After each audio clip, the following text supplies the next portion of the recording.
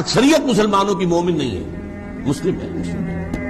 اکثریت مسلمانوں کی اگر مومن ہوتی تو مسلمان دنیا میں ذلیل و خوار نہیں ہو سکتا تھا۔ وَلَا تَهِنُوا وَلَا تَحْزَنُوا وَأَنْتُمُ الْأَعْلَوْنَ إِن كُنتُم مُؤْمِنِينَ۔ اے مسلمانوں گھبراؤ نہیں، افسوس نہ کرو، ہمارا وعدہ ہے اگر تم مومن ہوگے تو تم ہی سب سے بلند ہوگے۔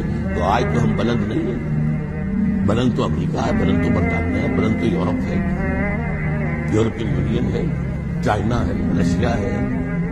اور آج جو پٹائی ہو رہی ہے امت مسلمہ کی، جو عذاب آ رہا اللہ تعالیٰ کی اجازت سے آ رہا ہے، اللہ کی اجازت کے بغیر تو پتہ تک مجھے بیچ کھاتا، کیوں آ رہا؟ ہم مجرم ہیں۔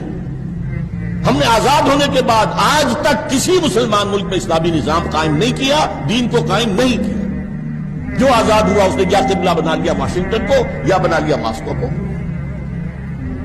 اسلام نہیں بنا۔ تو ہم اللہ کے مجرم ہیں، یہ سزا اللہ کی طرف سے ہمیں مل رہی ہے، اور یہ سزا تو جاری رہے گی جب تک کہ اسلام کو ایک نظام کی حیثیت سے قائم کر کے ہم دنیا کے سامنے نمونہ نہ پیش کر دیں اور ہم دنیا کو دعوت نہ دے سکیں۔ Come and see with your own eyes, this is Islam.